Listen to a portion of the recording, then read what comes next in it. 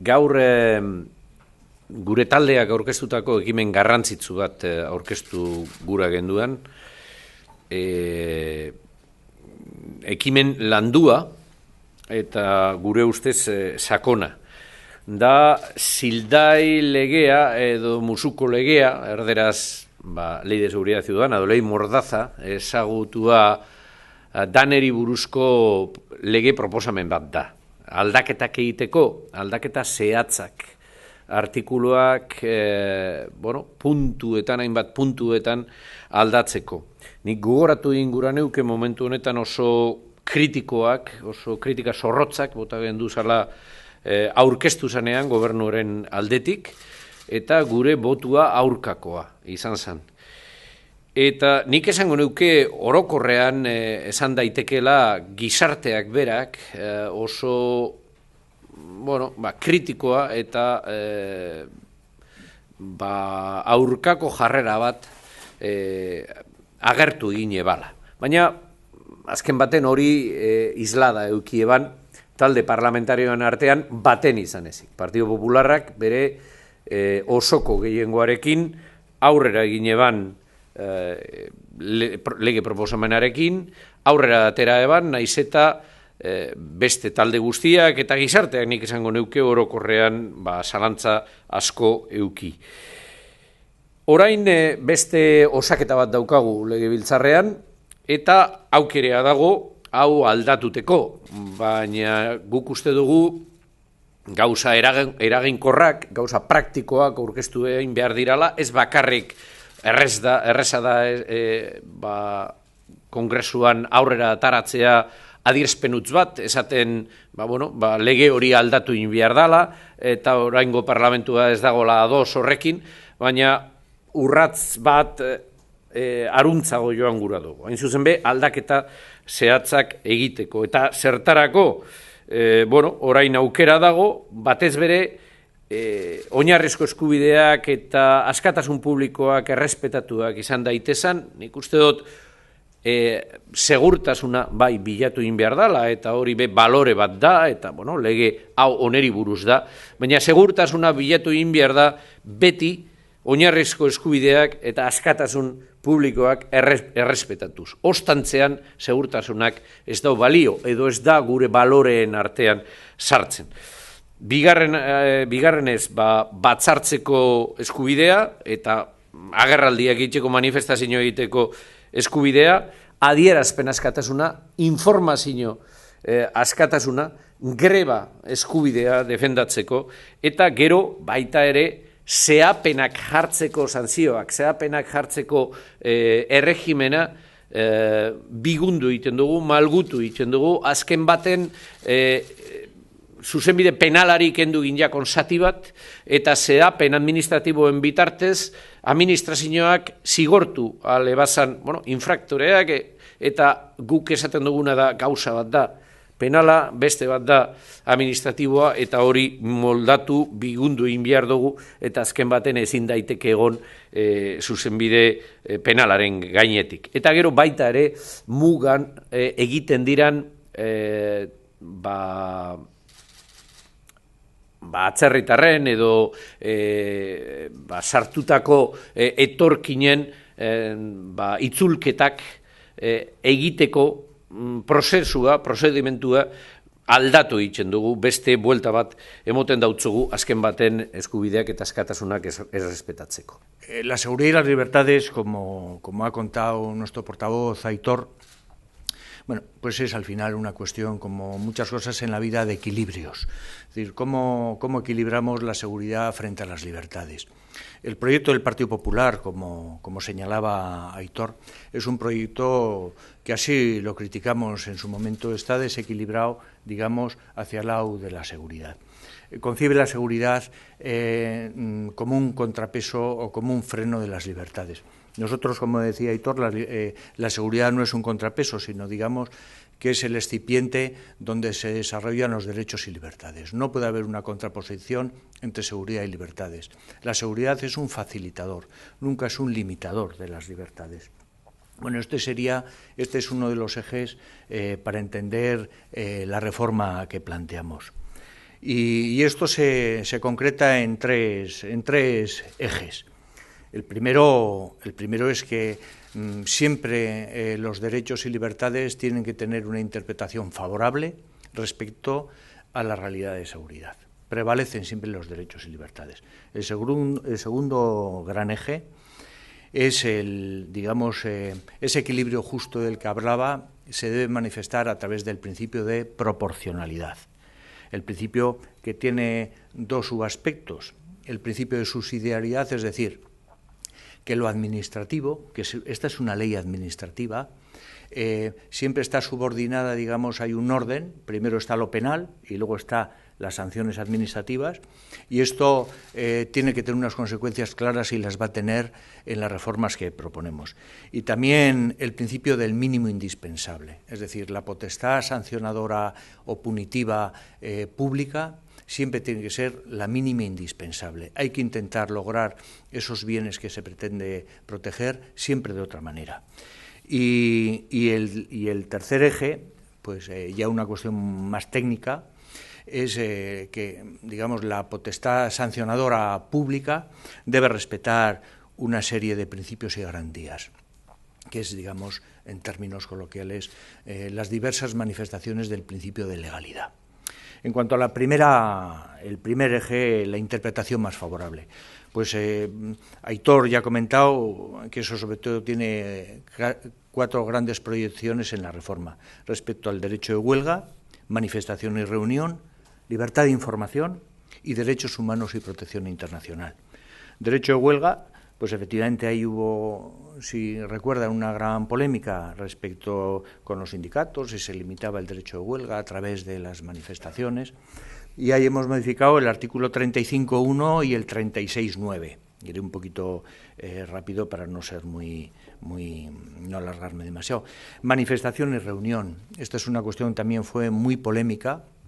Nosotros hacemos unas modificaciones de la ley y también de la ley orgánica de manifestación y reunión en 3 grandes cuestiones, y les doy las pautas para que puedan seguir luego el borrador, el proyecto. Los sujetos responsables, ahí se acuerda, hubo una gran polémica. El Partido Popular quería hacer siempre sujeto responsable de lo que pasara en cualquier manifestación a sus convocantes, y en caso de que no hubiera convocantes, a sus responsables. Nosotros eso lo modulamos y modificamos la ley de manifestación y reunión y dice, serán responsables en la medida que no hayan tomado medidas en la medida de sus posibilidades, no en absoluto. Otra segunda reforma, parece que había una capacidad genérica y sin limitación de digamos, fuerzas y cuerpos de disolver cualquier reunión, digamos, de vehículos. Nosotros modificamos también la ley de manifestación y reunión. Entendemos que es una nueva manera de ejercer el derecho de reunión y o de manifestación, y que los límites tienen que ser los límites generales, no unos límites mucho más duros. Y el tercer eje, digamos, una cuestión, digamos, que el Tribunal Europeo de Derechos Humanos, hay un clamor social, es decir, las manifestaciones espontáneas y pacíficas. Hay muchos hechos que se producen, bueno, iba a decir diariamente, quizás sea una exageración, que necesitan una respuesta inmediata de los ciudadanos, que ni siquiera pueden esperar esas 24 horas de comunicación mínima. Todas estas manifestaciones que eran una respuesta social espontánea ante hechos graves que podían producirse. Estoy recordando los atentados de París, que se produjeron manifestaciones espontáneas alrededor de la embajada como solidaridad. Teóricamente eran manifestaciones sancionables, y con esta ley lo eran. Nosotros entendemos y lo hemos contemplado, que en esos supuestos de manifestaciones espontáneas y pacíficas es una expresión democrática y que no debe tener ninguna consideración sancionadora. Respecto a la libertad de información y expresión, no me extenderé más, lo ha comentado nuestro portavoz Aitor Esteban. El artículo clave que suprimimos es el 36.23, que estaba en relación con el 19.2, que sería la confiscación de sus medios. Es decir, saben que había una prohibición general e innominada de grabaciones, digamos, voy a decir con carácter general, de operativos policiales, etcétera. Bueno, el 36-23, que generó una gran polémica, nosotros consideramos que hay que suprimirlo. No cabe una prohibición general como había en la ley. Los derechos humanos y la protección internacional, las famosas devoluciones en calientes, dichas vulgarmente en la frontera sur del Estado español, en Ceuta y Melilla. Ahí había también una gran queja de Amnistía Internacional y de ONGs, en fin, había un clamor generalizado porque formalmente estaba establecido en la ley, en la reforma que se hizo, que se respetaban esas devoluciones, digamos, los derechos de los potenciales refugiados. Y la verdad es que lo que falta es un procedimiento para cómo realmente se van a proteger esos derechos, porque si no es, como dirían los británicos, una concha vacía, una empty shell. Entonces nosotros lo que establecemos es una obligación, un mandato de que tiene que establecer un procedimiento de cómo se van a respetar esos derechos a los potenciales refugiados. Y se le da un plazo al Gobierno de 3 meses para que desarrolle un procedimiento.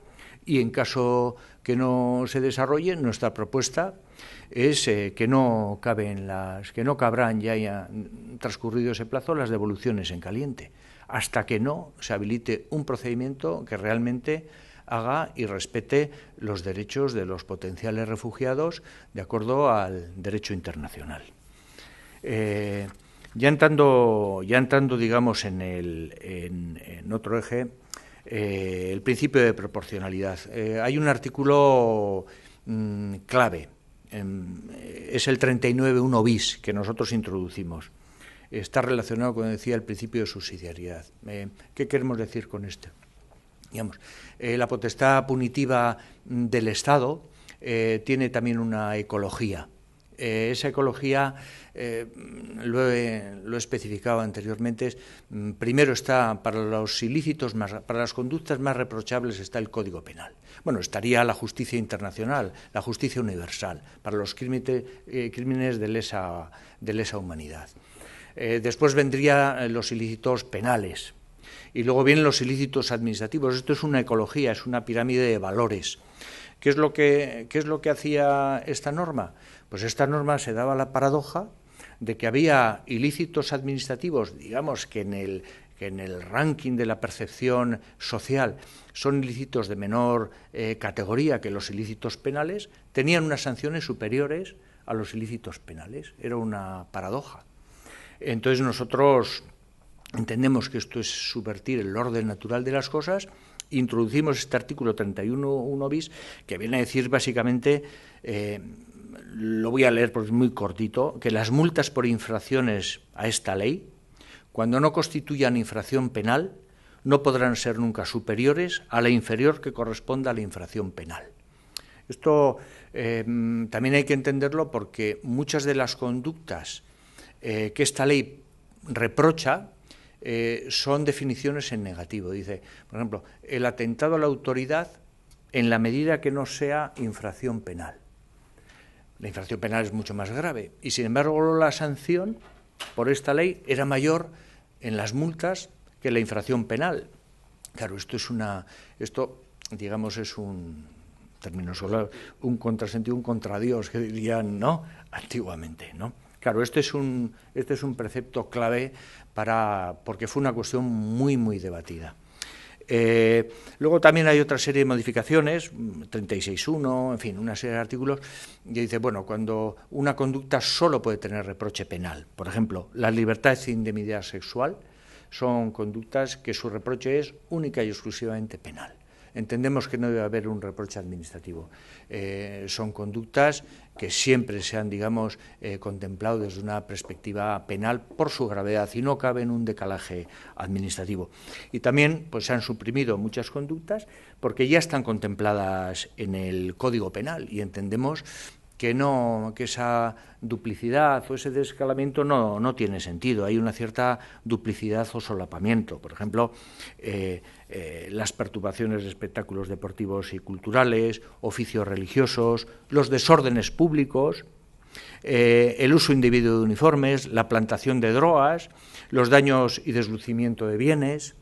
y también una serie de, digamos, de principios de intervención mínima. Y bueno, no me quiero extender mucho más porque ya me tendría que introducir. Bueno, hay cuestiones vinculadas, y voy acabando, a la dignidad de las personas, los cacheos en lugares públicos, los controles policiales en lugares públicos, la indemnidad de los traslados a dependencias policiales a efectos de identificación de las personas, la entrada y registro en edificios públicos. Y ya voy finalizando, hay una serie de cuestiones técnicas vinculadas al principio de legalidad, pero que son muy importantes porque cuando nos accionan nos afectan a todos. Principio de taxatividad, es decir, hay muchas conductas muy mal definidas, y entonces se hacen muchas modificaciones, porque los ciudadanos tenemos derecho a conocer cuáles son las conductas en las cuales no debemos incurrir y cuál es la sanción que nos correspondería si incurrimos en ellas. El principio de culpabilidad, y ya finalizó, un aspecto al que le hemos dedicado, bueno, una cierta extensión, es relacionado con el principio de justicia.